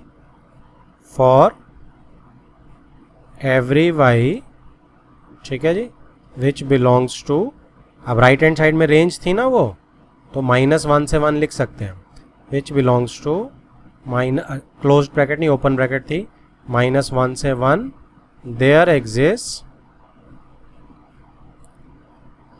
x which belongs to real numbers. ठीक है जी, and which is x is equal to क्या है, आप वो भी डाल सकते हो, फॉर विच, यहाँ पे आप x इज इक्वल टू, लेकिन आपको दोनों केसेस डालने पड़ेंगे फिर। ठीक है, तो आप इसको सिंपल ऐसे ही रहने दो, for which f x is equal to y। So this implies f is on 1 1 भी हो गया और ऑन 2 भी हो गया। ये आपका बहुत इंपॉर्टेंट क्वेश्चन हो जाता है। ठीक है, स्टार्ट क्वेश्चन है, ये पूरा 6 मार्क्स के आने के लायक है। This is start question and 6 marker question. अगला question, question number 5, show that the function r से r given by f x is equal to x³ is injective. Injective is 1 1, तो 1 1 मुझे प्रूव करना है। तो अगर मैं इसको समझूं तो ये क्या है मेरा, अब r से r है, 1 डालूंगा 1 आएगा, -1 डालूंगा -1 आएगा। ठीक है जी, तो कोई भी चीज़ मेरी रिपीट नहीं होगी। 2 डालूंगा, हाफ डालूंगा, 1/8 आएगा। ठीक है, क्योंकि x³ है ना फंक्शन। और अगर -1/2 डालूंगा तो क्या आएगा जी, -1/8 आएगा। राइट, तो यहाँ से मुझे दिख रहा है कि मेरा फंक्शन जो है दैट इज 1 1। अब और कुछ तो देखने की ज़रूरत है ही नहीं, क्योंकि सबकी अलग अलग वैल्यू आ रही है। तो यहाँ मैं सिंपली क्या कर सकता हूँ कि अब मैं f(x1) is equal to f(x2), x1 का cube is equal to x2 का क्यूब, और इसका मतलब x1 is equal to x³ सीधा सीधा। सो this implies f is 1 1। Next is question number 6. Give examples of two functions f from n to z. तो natural number से integers जा रहा है, and g is from z to z such that gof is injective but g is not injective. तो आपको क्या बोलना है कि गॉफ जो है वो तो इंजेक्टिव है, गॉफ 1 1 है, लेकिन जी जो है वो 1 1 नहीं है। तो ये हमने पहले पढ़ा था कि ये ज़रूरी भी नहीं है। अगर गॉफ 1 1 होता है तो सिर्फ एफ का 1 1 होना ज़रूरी है, जी का 1 1 होना ज़रूरी नहीं है। ठीक है, तो आप इसको देखो, एफ जो है नेचुरल नंबर से इंटीजर जा रहा है। ठीक है, तो एफ में तो घबराने वाली कोई बात है नहीं। तो देखो हिंट भी देखो आप, इसके लिए क्या है, आपको याद रखना पड़ेगा, लेकिन मैं आपको रटने का तरीका दिखा रहा हूँ। कि आपको कैसे याद रखना है कि f11 होना ज़रूरी है। अब नेचुरल नंबर से इंटीजर पे जा रहा है, कोई दिक्कत नहीं है, आप सिंपल x उठाओगे तो भी 11 हो जाएगा। ठीक है जी। इसके बाद जो g है वो आपको 11 नहीं लेना, तो g आपका 11 जो नहीं होगा वो क्या होगा, या तो एक्स स्क्वायर टाइप का फंक्शन होगा या मॉड एक्स टाइप का फंक्शन होगा, जिसमें -2 की वैल्यू भी 2 है और 2 की वैल्यू भी 2 है, तो मैनी 1 हो जाएगा, नॉट 1 हो जाएगा। तो ऐसे आप बड़े आराम से याद रख सकते हैं। ठीक है, क्योंकि नेचुरल नंबर से z है तो x तो मेरा 1 हो गया और मॉड x जो है मेरा वो 1 नहीं है। ठीक है, अब इसने क्या दोबारा पढ़ते हैं क्या बोल रहा है, गिव एग्जांपल्स ऑफ 2 फंक्शंस। तो ये 2 फंक्शंस होंगे f(x) और g(x), आपको समझ आ गया क्यों हुए। सच दैट गोफ is injective but g is not injective. तो बस अब हम इसी चीज़ को लिख के दिखा देंगे। ठीक है, एग्जाम्पल के उसमें लिख देंगे। अब जैसे यहाँ पे क्या करेंगे, हम यहाँ पे हम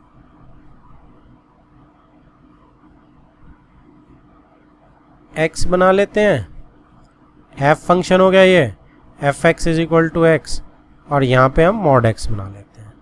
ठीक है, ये मेरा g फंक्शन हो गया। अब हमने क्या बताना है कि एग्जाम्पल देनी थी ना, तो 1 में क्या हो गया, आप यहाँ पे x डाल रहे हो, x में आप कुछ भी डाल रहे हो, सपोज 1 डाल रहे हो, तो यहाँ वैल्यू क्या आ रही है, यहाँ 1 ही आ रही है। आप 1 का मॉड क्या आ रहा है जी से, आपका 1 आ रहा है, लेकिन जो -1 है वो यहाँ पीछे से कनेक्टेड नहीं है, लेकिन उसका मॉड क्या आ रहा है 1।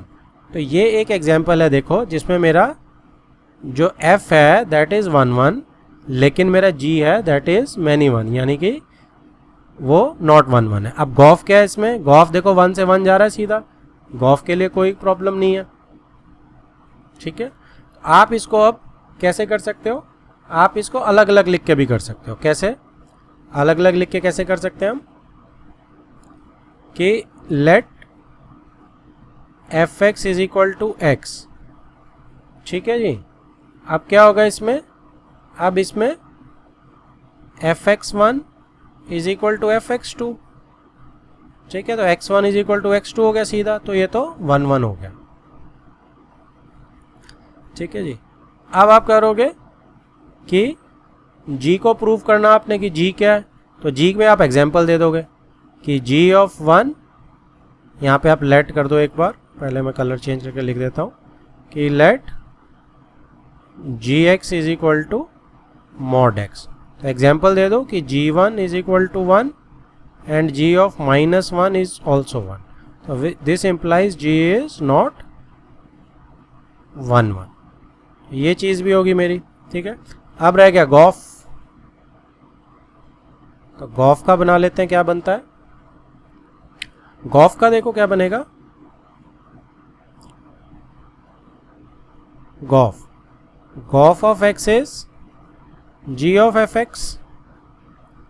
अब f(x) क्या है हमारा, f(x) इज x, तो g के अंदर आप x डाल देंगे। g क्या है आपका, मॉड x, तो मॉड x के अंदर आपने क्या डाल देना है, x डाल देना है। ठीक है जी, तो ये मेरा फंक्शन आ गया। अब ये क्या है, ये 1 है कि नहीं है, आप ध्यान से देखो, f जो है कहाँ से स्टार्ट हो रहा है, n से स्टार्ट हो रहा है, तो नेगेटिव नंबर तो इसमें आ ही नहीं सकता, और लास्ट में जो जा रहा है वो इंटीजर्स तक जा रहा है, तो कोई प्रॉब्लम नहीं है।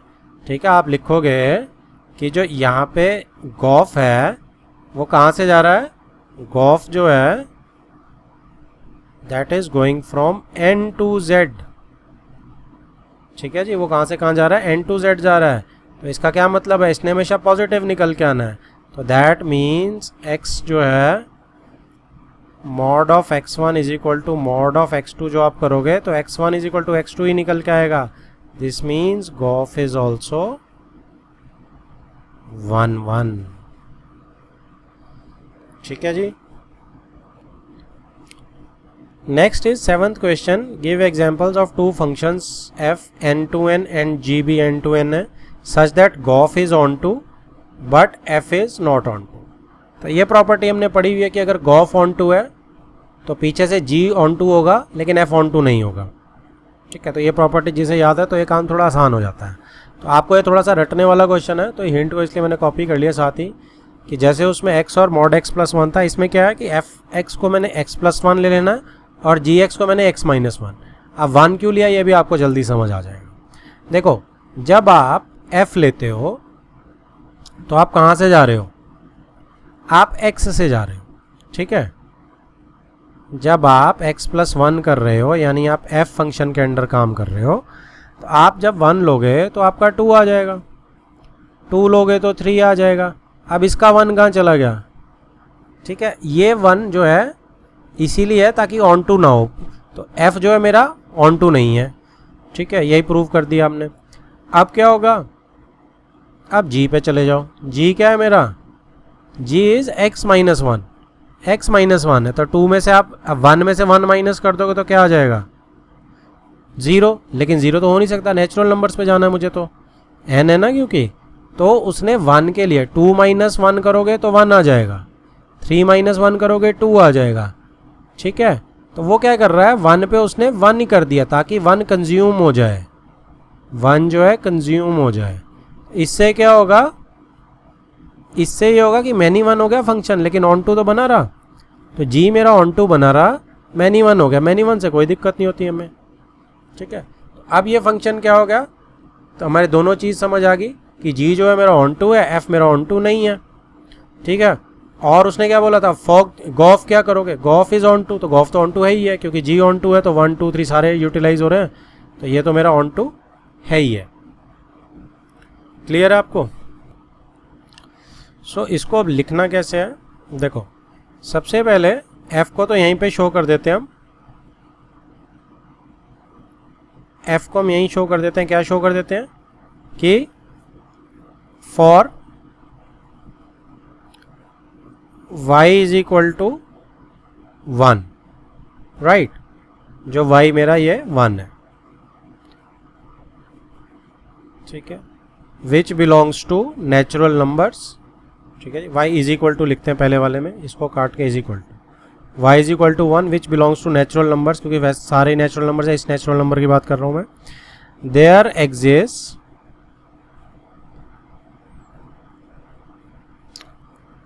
नो x, ठीक है जी, विच बिलोंग्स टू n, ठीक है, for which y is equal to x plus one, या फिर y plus one is equal to x, जैसे मर्जी लिख दो आप। तो अब क्या हो गया, this implies f is not onto. अब बात करेंगे gx की, gx का ऑन टू होना है, तो gx के लिए मैं क्या करूंगा, gx को कन्वर्ट कर लेते हैं। कन्वर्ट करेंगे तो क्या बनेगा, दो केस बनेंगे, और वो दो केस क्या बनेंगे, एक तो x ग्रेटर देन वन वाला और एक x is equal to one वाला। तो जब x ग्रेटर देन वन है, y इज इक्वल टू क्या है, g है इसमें, y नहीं लेते, इसको z ले लेते हैं, दिस वन इज z,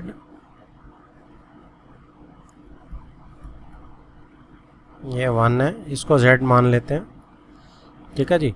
तो z क्या है, z is equal to x minus one type है, ठीक है। तो यहाँ पे क्या हो गया, z plus one is equal to x हो गया। इस साइड क्या है, इस साइड तो z is equal to one ही रहेगा, कोई प्रॉब्लम ही नहीं है। तो अब क्या होगा, जब x is greater than y में x is z plus one है, तो अब इसको वापस आप डालोगे, जब g ऑफ z करेंगे हम, तो कितना आएगा, z plus one minus one, greater than one वाले केस में डलेगा, तो ये z आ गया, ठीक है जी, is equal to I z आ गया। और इधर भी क्या आ गया, z is equal to one है, तो ये केस उसको कवर कर लिया। कौन सा केस रह गया था इसमें, सिर्फ देखो एक केस रह जाएगा ना इसमें, वन वाला, क्योंकि z इसमें नेचुरल नंबर्स है। तो अगर मैं z को इसके अंदर देखो, एक केस छूट जाएगा ना, कौन सा, वन वाला। आप इसमें वन डालोगे तो ये वन आ सकता है कभी, z टू से स्टार्ट होगा ना, z को वन डालेंगे, ठीक है। तो z is equal to one, यहाँ पे g z is equal to one आपका वन के लिए आएगा, तो दोनों केस मिलके कवर हो गए, ठीक है जी। तो इन दोनों केसेस से मिलके हमारा क्या हो गया कि ये मेरा this implies g is onto. अब रह गई बात किसकी, गॉफ की करनी है, गॉफ ऑन टू करना है। तो गॉफ देखते हैं हमारा क्या बनेगा फंक्शन। अब नेक्स्ट इज हम गॉफ को और फॉक को कैसे लिखेंगे। तो देखो उसमें ये मेरे केसेस gx के तो दोनों लगेंगे, ग्रेटर देन और इक्वल टू 1, क्योंकि ये अलग अलग केसेस हैं। तो इनको तो मुझे अलग अलग ही बना लेना चाहिए। तो x इज ग्रेटर देन 1 के लिए गॉफ अलग बनेगा और x इज इक्वल टू 1 के लिए गॉफ अलग बनेगा। इसे पार्टीशन कर लेते हैं। x इज ग्रेटर देन 1 के लिए गॉफ क्या बनेगा, Gauff of fx is g of fx। ठीक है, तो g के अंदर fx डाल दें। fx तो मेरा क्या है, x प्लस 1 है, कोई दिक्कत नहीं है। अब ग्रेटर देन 1 में g क्या है, x माइनस 1, x माइनस 1 के अंदर x प्लस 1 डाल देते हैं। तो ये क्या आ गया जी, ये मेरा x आ गया सिंपली। ठीक है, तो गॉफ मेरा x आ गया। और x इज इक्वल टू 1 में क्या करेंगे हम, इसमें गॉफ मेरा g ऑफ fx आ जाएगा। fx क्या है जी, fx इज x प्लस 1। अब जी एक्स प्लस 1 किस में डालना है, 1 में आप जो मर्जी डालो 1 नहीं आएगा। ठीक है, तो ये भी दोनों हो गया। आपका y जो है देखो, जो हमारा गॉफ बना, या तो वो x आएगा या वो 1 आएगा। ठीक है, तो ठीक है ना, या तो वो x आएगा जो हम डाल रहे हैं सारा, या 1 आएगा। तो रिपीट ही करेगा 1, तो इसका मतलब एनी 1 ही हो जाएगा, कोई दिक्कत नहीं है। तो ऑन टू तो रहेगा, पूरा का पूरा कंज्यूम हो रहा है। ठीक है जी। तो अब क्योंकि वो नेचुरल नंबर्स है मेरा, तो ये दोनों मेरे लिए सफिशिएंट है, या तो वो x रहेगा या वो 1 रहेगा। ठीक है जी, तो गॉफ मेरा पूरा का पूरा नेचुरल नंबर्स ही है ना, तो इसका मतलब this implies that gof is onto, ठीक है, फॉर नेचुरल नंबर्स, क्योंकि सारा कंज्यूम हो रहा है और उसके लिए सारी वैल्यूज हैं, सारी वैल्यूज उसके लिए ऑलरेडी हैं। Next is 8th question. What it says, given a non-empty set x, एक सेट है non-empty x, consider px, px क्या होता है, पावर सेट होता है x का। ठीक है जी, which is set of all subsets of x। तो पावर सेट की ही डेफिनेशन है कि सारे सबसेट्स का जो सेट होता है उसे पावर सेट बोल देते हैं। Define the relation r in px। अब px के अंदर यानी px टू px जाना है। ठीक है जी, रिलेशन को डिफाइन करना है। For subsets a b in p x, a is related to b if and only if a is subset of b. तो ए जो है वो बी का सबसेट है। ठीक है जी। Is R an equivalence relation, क्या आर जो है वो इक्विवेलेंस रिलेशन है ऑन पी एक्स के अंदर। Justify your answer. ठीक है जी, तो वो कह रहा है कि आपके पास एक सेट x है। ठीक है जी, आपने उसमें से पावर सेट बना लिया। अब उस सेट में से पावर सेट में जो सबसेट्स हैं, x के सबसेट्स हैं, a और b दोनों ही आपके सेट x के सबसेट्स हैं। तो a is related to b, relation ही यही है कि a is subset of b होना चाहिए। ठीक है, तो क्या जो ये रिलेशन है वो इक्विवेलेंस रिलेशन है। ठीक है, तो इसमें देखो इट इज इजी। रिलेशन क्या है, relation is a is subset of b, है ना। तो अगर मैं रिफ्लेक्सिव चेक करूंगा तो क्या a सबसेट ऑफ a है, बिल्कुल है। तो that means it is reflexive. So this means that it is reflexive, right. तो इसमें आप क्या करना, आप इसमें डेफिनेशन डाल देना कि a comma a belongs to r relation. ठीक है जी। सेकंड सिमेट्रिक, सिमेट्रिक के लिए जब आप चेक करेंगे तो क्या करेंगे भाई, a सबसेट ऑफ b अगर, यानी a comma b belongs to r है अगर, तो b सबसेट ऑफ a होगा, इसकी कोई गारंटी नहीं है ना, इसकी कोई गारंटी नहीं है। तो इसका क्या मतलब हुआ कि नॉट सिमेट्रिक। ठीक है जी, आपको क्या इसके आगे ट्रांजिटिव निकालने की जरूरत है, नॉट सिमेट्रिक से ही इक्विवेलेंस आ गया, लेकिन आप लिख दो एक बार कि ट्रांजिटिव क्या है कि नहीं है। तो ए जो है वो बी का सबसेट है, बी सी का सबसेट है, तो ए डेफिनेटली सी का सबसेट होगा। यहाँ तो इट इज़ ओके, ट्रांजिटिव तो ओके है बट सिमेट्रिक नहीं है। ठीक है, तो it is not an equivalence relation. 10th question देखो क्या बोल रहा है, find the number of all onto functions from set 1 से n to itself.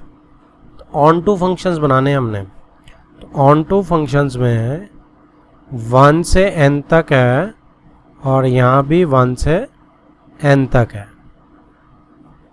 On to में सारा कंज्यूम होगा। अब 1 कितनों से लिंक हो सकता है ये देख लो। अब 1 मैनी 1 तो अलाउड होता है ऑन टू में, तो 1 के पास कितनी ऑप्शंस है, पूरी की पूरी n ऑप्शंस है। अब ये 1 से कनेक्ट हो जाएगा, ठीक है, फिर 2 के बाद कितनी ऑप्शंस हैं, क्योंकि इटसेल्फ है ना, इटसेल्फ में क्या है, उसने क्या बोला, find the number of all onto functions from set. तो 2 के पास कितनी ऑप्शंस है, अगर 1 के पास कनेक्ट हो गया तो मेरे पास ये किससे होगा, n-1, n-1 ऑप्शंस आ जाएंगी 2 के पास। ठीक है, फिर कितनी चॉइसेस है, ऐसे n के पास कितनी है, 1 चॉइस आ जाएगी, बेसिकली कितना हो गया, n फैक्टोरियल आ गया। ठीक है, तो ऑन अपने ऊपर ऑन टू फंक्शंस पे देखो, इसमें आपको ना एक प्रॉपर्टी याद करनी पड़ेगी। डिफरेंस कैसे है, अब आप कह दो जी कि क्या कह दोगे आप, कि सबको n लगा दो, कि 2 के पास भी n ऑप्शंस है, n के पास भी n ऑप्शंस है, मैनी 1 बनाते चले जाओ। तो देखो जब इटसेल्फ के ऊपर पड़ता है ना सेट, तो याद रखना कि वो 1-1 हमेशा होता है, नहीं तो वो ऑन टू हो नहीं पाएगा। समझ आ रही बात, क्योंकि अगर ये 1-1 नहीं होगा, 1 से 1 को कनेक्ट करके 2 से भी मैं 1 को कनेक्ट कर दूंगा, तो यहाँ पे कोई ना कोई आइटम बच जाएगी। यहाँ पे सपोज 2 खाली रह जाएगा, ठीक है, 1 खाली रह जाएगा नंबर। तो इसलिए जो सेट अपने ऊपर होते हैं वो 1-1 होते हैं, वो ऑन टू भी होते हैं, अगर ऑन टू है तो 1-1 भी होते हैं। ये हमने एग्जाम्पल करी थी, तो इसीलिए ये n फैक्टोरियल आएगा, n की पावर n नहीं आएगा। Right, next is 11th, let s is equal to ABC and t is equal to 1 2 3, find f inverse of the following functions f from s।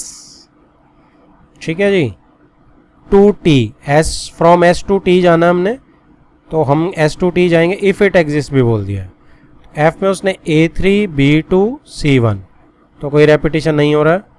इसमें a2 b1, देखो ये 1 repeat हो रहा है, many 1 हो गया, ये 1-1 ऑन टू नहीं है, तो 1-1 नहीं है ये, तो f inverse does not exist.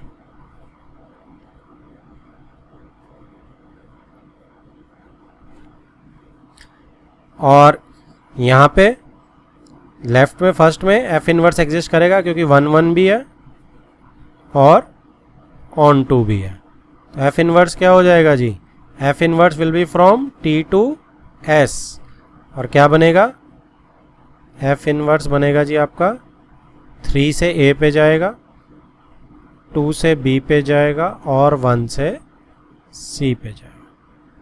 That's it. Next is 15th question, let a आपको ये सेट दिया हुआ है, b आपको ये सेट दिया है, f और g दो फंक्शन दिए हैं, दोनों a से b पे जा रहे हैं। ठीक है, डिफाइंड एज fx ये दे दिया और gx जो है वो ये दे दिया। Right, R f and g equal, justify your answer, hint दे दिया, हिंट अभी पढ़ने की जरूरत ही नहीं है, इसमें क्या हिंट पढ़ना, इसमें तो ऐसे ही कॉपी हो गया जस्ट। एफ क्या है, आप वैल्यू डालते जाओ, -1 डालो, 0 डालो, 1 डालो, 2 डालो, देखो क्या आता है। ऐसे ही जी में डालो और देखते हैं क्या बराबर आएगा कि नहीं आएगा। तो आप जैसे ही f ऑफ -1 डालोगे तो क्या निकल के आ रहा है, -1 का स्क्वायर -1, यानी 1 - 1 0 आ गया जी। आप f ऑफ 0 निकालो, क्या आ रहा है, 0 - 0 0, -1 में भी 0 और f0 में भी 0। चलो लेट अस सी, f1 डालो, यहाँ से डाल रहा हूँ मैं, -1 में 2 आएगी, अच्छा ठीक है, हाँ ठीक है राइट, मेरी गलती रही थोड़ी सी जल्दी में। X square minus minus one, x की जगह -1 डाल रहे हैं ना, तो ये 2 हो जाएगी, 1 + 1 2 हो जाएगी। ठीक है जी, थैंक यू सिमरन। तो F0 0 हो जाएगी और F1 क्या हो जाएगी जी? F1 जब आप डालोगे तो इसमें 1 - 1 आ जाएगी, 1 का स्क्वायर -1। अरे अब 0 आ गई, मैं हर चीज़ को 0 निकालता जा रहा हूँ। अब ठीक है, x में 1 डाला, 1 स्क्वायर -1 बिल्कुल ओके। अब फिर F2 डालेंगे तो क्या आएगी? 2 का स्क्वायर -2, तो 4 - 2 2 आ जाएगी। ठीक है, आप दूसरी साइड g निकालना शुरू करते हैं, g ऑफ -1। तो ये -1 हम इसमें डालेंगे, तो अब ये कितना हो जाएगा जी? 2 -1 -½ -1, थोड़ा ध्यान से करना गलती ना हो जाए। तो -½ और -1/2, -3/2 बन जाएगा। मॉड के बाहर आके 3/2 आ जाएगा अकेला, तो 3/2 से 2 कैंसिल आउट हो जाएगा, 3 - 1 2 बन जाएगा। ठीक है, g0 2, अब 0 -½ करेंगे तो -½ बन जाएगा, और मॉड करेंगे उसका तो ½ ही आ जाएगा। ठीक है जी, -1, 2 से 2 कट गया, 1 - 1 0। g ऑफ 1 करेंगे तो क्या आएगा जी? 1 -½ ½ आ जाएगा, फिर से 0। और g2 क्या आएगा जी? 2 -½ 2 -½ यहाँ 2 डाल देंगे, 2 × 2 4 - 1 3/2, तो 2.3/2 -1, 3 - 1 2। तो आप देखो f -1 के साथ 2 आ रहा है, g में भी -1 के साथ 2 आ रहा है, 0 के साथ 0 आ रहा है, g का भी 0 के साथ 0, f में 1 के साथ 0, g में 1 के साथ 0, f में 2 के साथ 2, g में 2 के साथ 2। तो इसका क्या मतलब हुआ कि f = g, बिल्कुल सही बात है। Next is 16th question. ठीक है जी, क्या बोलता है ये कि लेट a = 1 2 3। ए आपको एक 1 2 3 का सेट दे दिया, then the number of relations containing 1 2 and 1 3 which are reflexive symmetric but not transitive. Transitive नहीं होना चाहिए, रिफ्लेक्सिव और सिमेट्रिक होना चाहिए। तो कितने ऐसे रिलेशन बनते हैं? तो रिफ्लेक्सिव के लिए तो हम लिख लेते हैं क्या? 1 1 2 2 और 3 3। अब उसमें ये क्या बोल रहा है कि 1 2 और 1 3 होने चाहिए, तो 1 2 और 1 3 डाल लेते हैं। अब उसने क्या बोला है? सिमेट्रिक भी होना चाहिए, तो 1 2 डाला है तो 2 1 भी डालना पड़ेगा, और 1 3 डाला है तो 3 1 भी डालना पड़ेगा। ठीक है जी, अब ट्रांजिटिव नहीं करना हमने। अब हमारे पास बचे कौन से हैं? सिर्फ 2 3 ही रह गया, 2 3 ऐड नहीं किया। अब 2 3 ऐड करूँगा तो 3 2 भी ऐड करना पड़ेगा, तो उसको तो मैं ऐड नहीं करना चाहूँगा, है ना।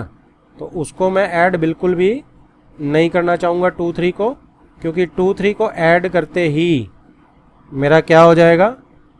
यहाँ पे देखो, जैसे ही मैं 2 3 को ऐड करूँगा तो मेरे को 3 2 भी ऐड करना पड़ेगा सिमेट्रिक बनाने के लिए। अब तो ये ट्रांजिटिव भी हो गया, सारी वैल्यूज़ ही आ गई।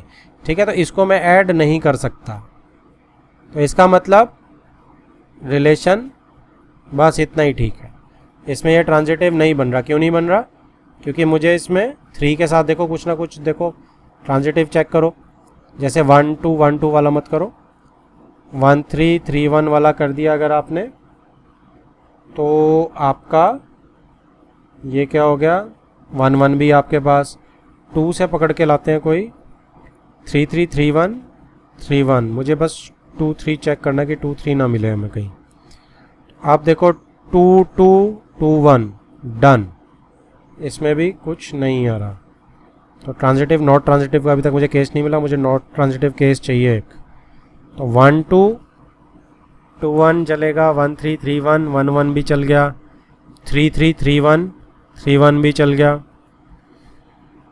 अरे तो ठीक है, ट्रांजिटिव तो बनाना ही नहीं। Okay done, that is fine. तो इसके साथ ट्रांजिटिव बन रहा था, इसके बिना ट्रांजिटिव नहीं है। सो ऑप्शन इज ए, एक ही चीज़ बनेगी बस ही। Next is 17th question. Let a = 1 2 3 then the number of equivalence list. अब इक्विवेलेंस दे दिया उसने। ठीक है जी, अब हमें ट्रांजिटिव लेना पड़ेगा कंटेनिंग 1 2। अब लेकिन सिर्फ 1 2 दे दिया, तो रिफ्लेक्सिव के लिए 1 1 2 2 3 3 1 2 मुझे डालना है, अब 1 2 मुझे डालना है, तो सिमेट्रिक बनाने के लिए 2 1 भी मुझे डालना है। ठीक है जी, तो क्या ये ट्रांजिटिव है? अकेला इसी को चेक कर लेते हैं। तो है ये तो बिल्कुल, क्योंकि 1 1 जा रहा है, 1 से 2 जा रहा है, 1 2 खुद है, 2 2 जा रहा है, 2 से 1 जा रहा है, 2 1 भी खुद है। तो अकेला आप इसको छोड़ सकते हैं। ठीक है, इसमें हमारी सारी रिक्वायरमेंट्स पूरी हो रही है। This is equivalence relation. दूसरा ढूंढते हैं, क्योंकि इसमें हमने कुछ ऐड नहीं किया अभी। तो 1 2 तो मुझे चाहिए मिनिमम, 1 2 तो मिनिमम चाहिए, तो 2 1 भी मुझे लेना पड़ेगा। अब मेरे पास ऑप्शंस कौन कौन सी है चेक करने की? 1 3 3 1 या 2 3 और 3 2। तो मुझे वो चेक करना है। तो देखो, पिछले से हमने सीख ही लिया कि अगर मैं 1 3 ऐड करूंगा तो 3 1 तो ऐड करना ही पड़ेगा, लेकिन ये ट्रांजिटिव नहीं है। तो ट्रांजिटिव बनाने के लिए मुझे 2 3 ऐड करना पड़ेगा, उसके लिए मुझे 3 2 भी ऐड करना पड़ेगा। बेसिकली मुझे सारे ही ऐड करने पड़ गए।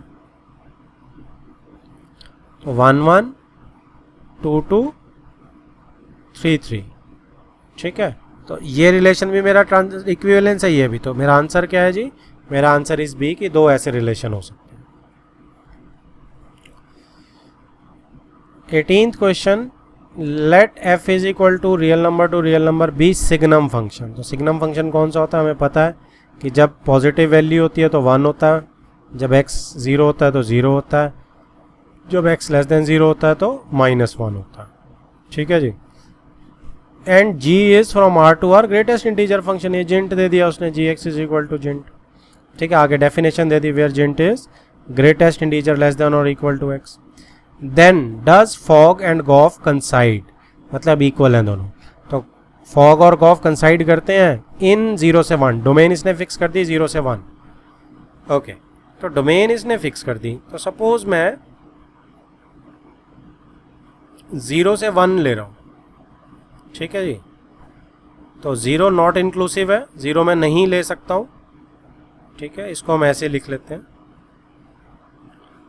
तो अब अगर मैं कोई भी फंक्शन पहले ले लो आप, f लगा दूं इसके ऊपर। f क्या है? सिग्नम फंक्शन है। अब 0 से 1 से तो पॉजिटिव ही है सारा, क्योंकि 0 तो मैं ले नहीं सकता इसमें। तो आंसर क्या आएगा? सिग्नम फंक्शन में हमेशा 1 ही आने वाला है, क्योंकि ग्रेटर देन 0 में तो फंक्शन ये आने वाला है। और जब मैं इस पे g लगा दूंगा अब, तो g क्या है मेरा? g इज मेरा जिंट x। तो जिंट x 1 का जिंट इज 1। तो गॉफ क्या आएगा मेरा? गॉफ जो है, आप 0 से 1 का जो करोगे वो हमेशा 1 ही आएगा। Gauff of x would be 1 only, right. जैसे 0.1 0.5 ट्राई कर लो, 0.5 पे 1 ही आएगा आपका f, और g आपका 1 ही आएगा। ठीक है, अब क्या करते हैं? अब इसको फॉग ट्राई करते हैं। तो 0 से 1 जब हम लेंगे, अब मुझे g पहले लेना है। तो जिंट आप पहले लोगे, 0.5 का जिंट अब 0 आएगा, और 1 का जिंट क्या आएगा? 1 का जिंट 1 ही आएगा। तो अब जिंट मेरे दोनों आ गए। अब f इस पे लगाओगे तो 0 का आंसर 0 आएगा और 1 का आंसर 1 आएगा, है ना। तो यहाँ मेरे जो फॉग हैं वो 0 का क्या आ रहा है? 0 आ रहा है, और 0 तो ले नहीं सकता मैं, 0.5 लिख सकते हो आप इस पे, है ना। 0 नहीं लिख सकता मैं। ठीक है, सपोज आप हाफ लिख रहे हो, तो वो क्या आ रहा है? वो 0 आ रहा है। और जो फॉग ऑफ 1 आ रहा है वो क्या आ रहा है जी? वो 1 ही आ रहा है। तो क्या कंसाइड कर रहे हैं? फॉग और गॉफ नहीं कर रहे। यही 2 एग्जांपल्स दे देना। So this implies fog is not equal to gof, लेकिन ये ध्यान रहे किसके अंदर? 0 से 1 के अंदर, फॉर x बिलोंग्स टू 0 से 1।